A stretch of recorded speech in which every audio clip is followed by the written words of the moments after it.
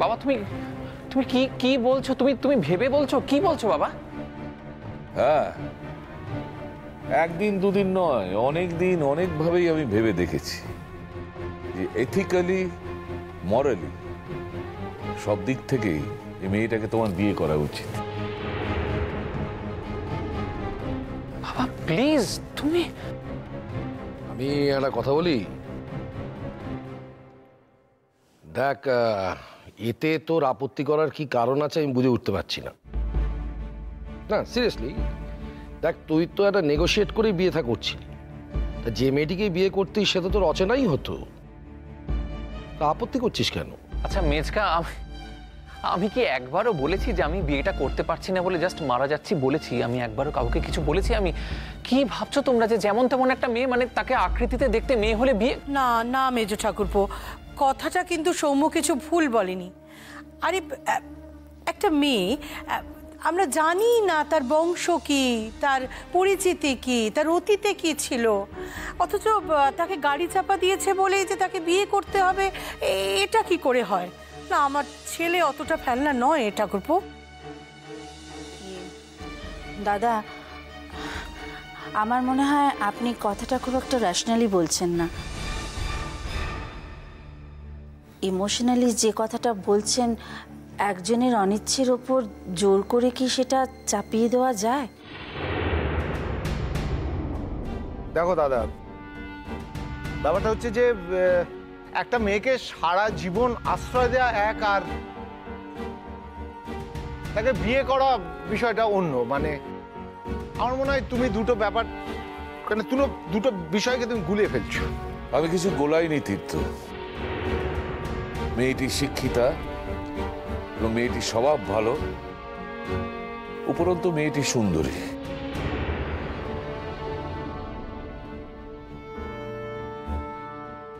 তাহলে কোন যুক্তিতে সৌম্য মেয়েটিকে বিয়ে করতে রাজি নয় সেটা তাকে বলতে হবে। সেটা শুধু মেয়েটার অতীত জানি না বলে? সেজন্য তো সৌম্য দায়ী। আর একটা করুণ মুখ করে মেয়েটার বাড়িময় ঘুরে বেড়াবে কেন? তার বাবা মা, ঘর বাড়ির পরিচয় আমরা পাবো না কেন?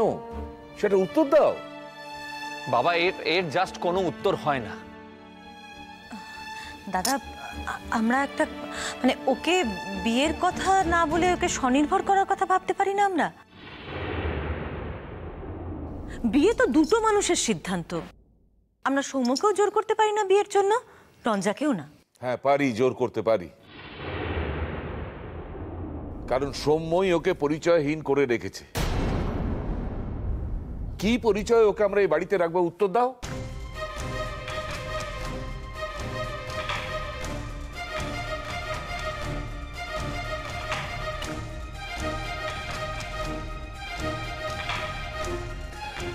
আমরা কি মেয়েটার অন্য কোথাও বিয়ে দিতে পারবো? পারবো না। এই মেয়েটাকে আমরাই যখন বাড়িতে বউ হিসেবে গ্রহণ করতে পারছি না, নোয়িং ফুললি ওয়েল যে মেয়েটা আমাদের জন্যই সর্বহারা, তাহলে অন্য বাড়ির লোকেরা এই মেয়েটাকে বউ হিসেবে অ্যাকসেপ্ট করবে কি করে? বলো বলো, এই উত্তরটা দাও।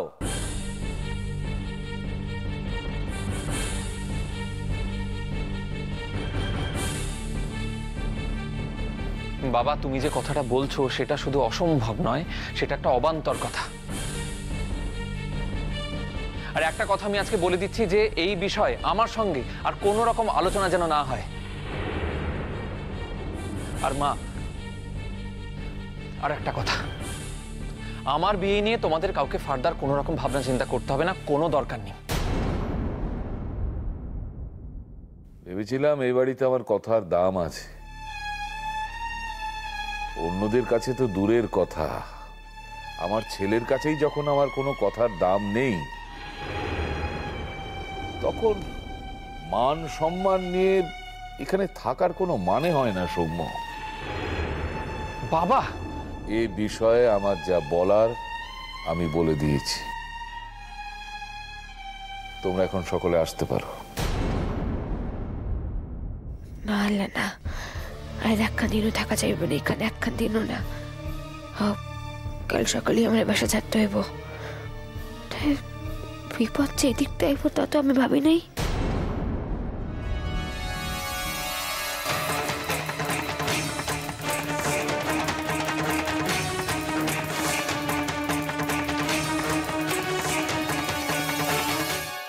Excellent, excellent performance. আপনি তো এটাই চেয়েছিলেন, তাই না? You are really a genius. You are a genius.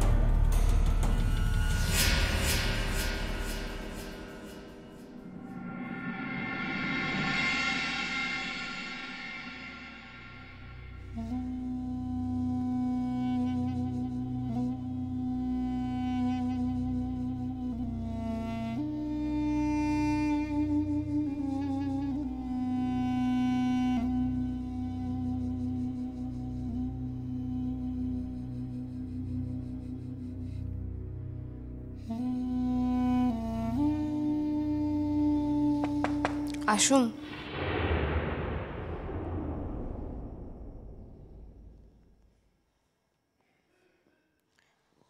বেশি সময় নিব না, যদি 2টা মিনিট আমারে সময় দিতেন। আপনার এত সাহস? এত রাতে আপনি আমার ঘরে চলে এলেন?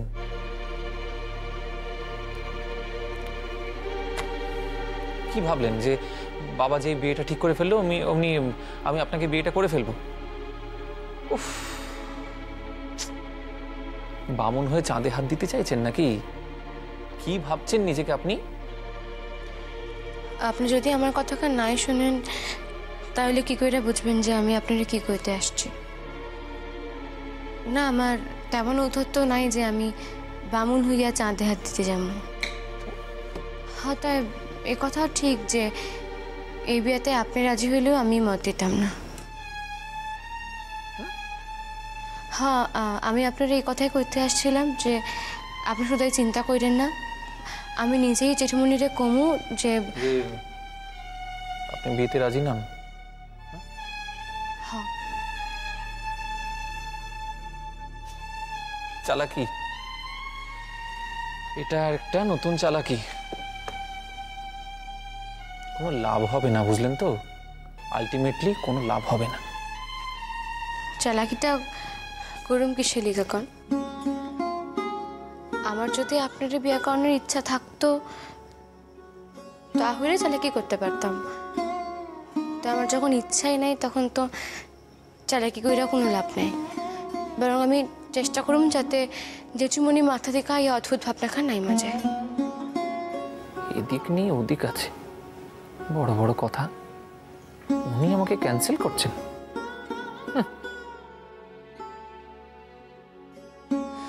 আমি এই কথাগুলি আপনারা কইতে আসছিলাম। আপনি শুধু রাগ করেন না আমার উপর। আর বাসা থেকে চলে যাওয়ার কথা কোনো ভাবতে হইব না। পরের মাইয়া আমি, প্রয়োজন হইলে ঠিক চলে যাব। আসি। শুনুন, কিছু বলবো বলেই ডেকেছি আপনাকে। আসুন। আসলে বারবার কারি বা অপমানিত হইতে ভালো লাগে কোন? আপনি তো আমার সহ্য করতে পারেন না। মানুষ হিসেবে বারবার অপমান করেন। আপনার রাগ হওয়ার কারণে আমি বুঝি। তাই একখান কথা ভাইবা দেখবেন যে আমি কিন্তু এই অপমান বর্ণে লেখান কোনো কাম কখনো করি নাই। আপনি অনেকক্ষণ অনেক কথা বলেছেন, এবার আপনি থামুন, আমি বলবো। আপনি আমার সোশ্যাল ব্যাকগ্রাউন্ড জানেন? ব্যাকগ্রাউন্ড? আমার পড়াশোনা, ইনকাম, স্ট্যাটাস, মেরিট। প্রয়োজন মনে করি নাই। বারে, আপনি যে বাড়িতে থাকছেন, খাচ্ছেন, সেসব লোকগুলো সম্পর্কে জানতে ইচ্ছে করে না? একজন আশ্রিতার কি এত কিছু জানার দরকার পড়ে সৌম্যবাবু? কিন্তু একজন আশ্রিতা যখন তার চাহিদার থেকে বেশি পেয়ে যায় তখন তখন তো তার বর্তে যাওয়া উচিত। সে রিফিউজ করছে, আমি তো বোঝাতে পারলাম? দেখুন, আমি একজন ইঞ্জিনিয়ার, ফ্লারিশিং ক্যারিয়ার আমার, আমি অনেকবার বিদেশে গেছি। আপনি আমার মতন একজনকে রিফিউজ করছেন বিয়ে করাতে। এই স্পর্ধাটা আপনার কি করে হলো, কেন হলো, আমার কৌতূহল হচ্ছে জানতে এটা। সৌম্যবাবু, বিয়েটা শুধুমাত্র ক্যারিয়ারের সঙ্গে হয় না, সেটা আপনিও জানেন, আমিও জানি। কিন্তু আপনি জানেন না যে আমার বাবা কিন্তু একগুঁয়ে ধরনের মানুষ। যা ভাববেন তাই করবেন। বলা যায় ওনার ভাবনাটা আমাদের উপর সবসময় চাপিয়ে দেন উনি। যদি আপনার আপত্তি গ্রাহ্য না করেন? আশা করি করবেন, সেই ভরসা আমার আছে ওনার উপর। তো একান্ত যদি না শোনেন তাহলে তাহলে আমাকে এই আশ্রয় ত্যাগ করতে হবে। মনে থাকবে কোন কথাটা? আশ্রয় ত্যাগ করার কথাটা। মনে থাকবে সৌম্যবাবু। উপায় থাকলে আমি একটা দিনও। উপায় তখন কি করে হবে? তার মানে আপনি এটাই বলতে চাইছেন তো যে আমি এখনই বা উপায়হীনভাবে কেন চলে যাচ্ছি না? বুদ্ধিমতী মেয়ে আপনি। মেমোরি লসের গল্পটা অবশ্য। এনিওয়ে, বেস্ট অফ লাক নতুন আশ্রয় খোঁজার জন্য। আসি সৌম্যবাবু, আপনার কথাটা আমার মনে থাকবে।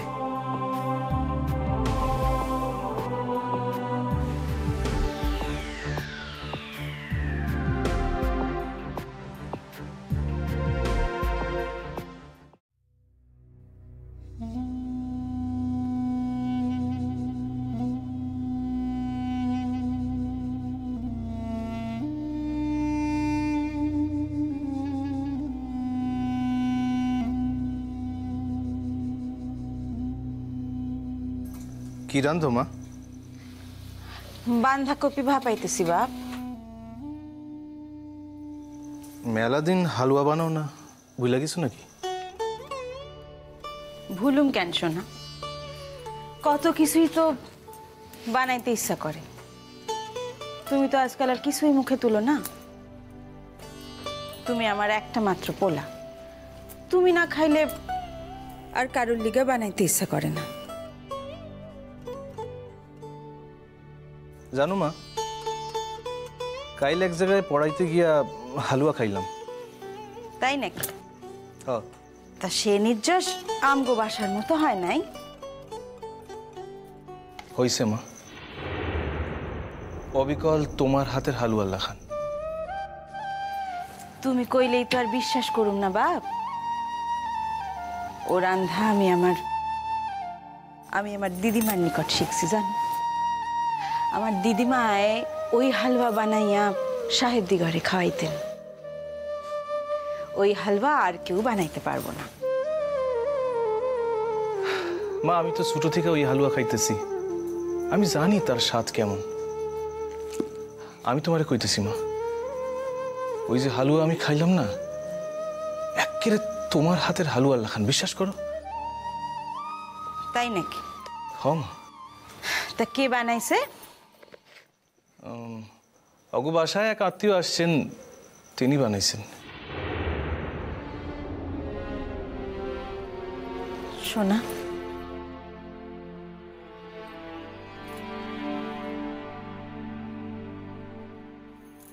তুমি একবার সেই আত্মীয়ের নামখান খোঁজ লইও তো বাপ। ও জিনিস তো আর কেউ বানাইতে পারবো না।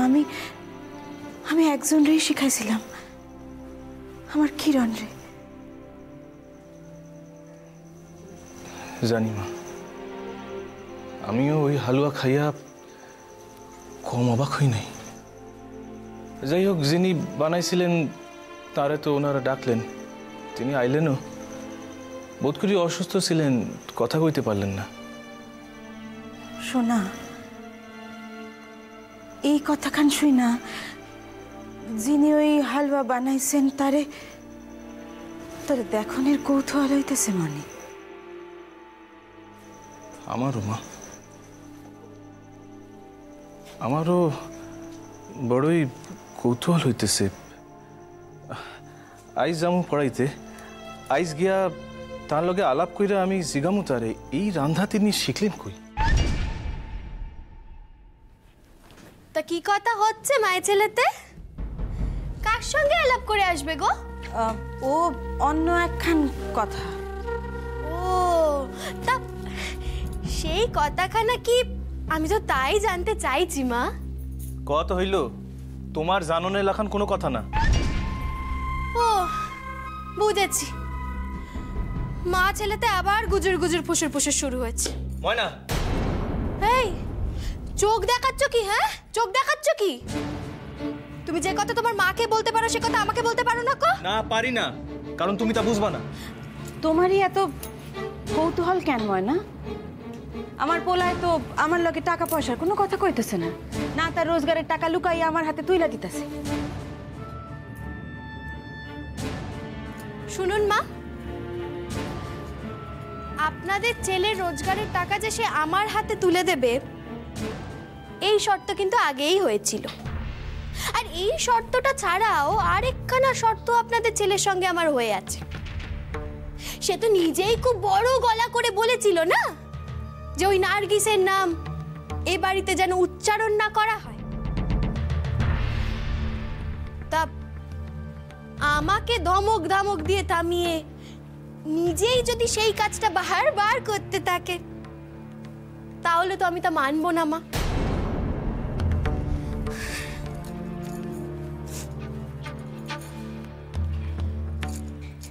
আমি আপনাদেরকে একখানা কথা স্পষ্ট বলে দিচ্ছি মা, আমি যেমন কোনো কালে ওই নার্গিসের নাম আর উচ্চারণ করব না এ বাড়িতে, তেমনি তেমনি আপনারাও কেউ আর সেই নাম উচ্চারণ করবেন না। আর সে যখন নিজেই আমাদের জীবন থেকে মুক্তি দিয়ে চলে গেছে তখন আর আমরা যে অরে লইয়াই কথা কইতেছিলাম এই কথা কে কইল তোমারে? বাতিক বাতিক, কারো লইয়া কথা কইলি আর মনে হয় কিরণ লইয়া কথা হইতেছে। কিরণ লইয়া কথা কনের লাখান কি বাকি রাখছো তুমি? আর একখান কথা শুনে রাখো তুমি, এই বাসার সকলে সকল সময় মনে মনে কিন্তু কিরণের কথাই কয় ময়না। এই কথা আমি তোমার আগেও কইছি, আজও কইতেছি, আর ভবিষ্যতে তোমার আমি একই কথা কম। শোনো গো, আমি না কানে অত খাটো নই কো। আমি নিজে কানে শুনেছি যে ওই তোমরা মায়ে পইতে ওই নার্গিসকে নিয়েই কথা বলছিলে।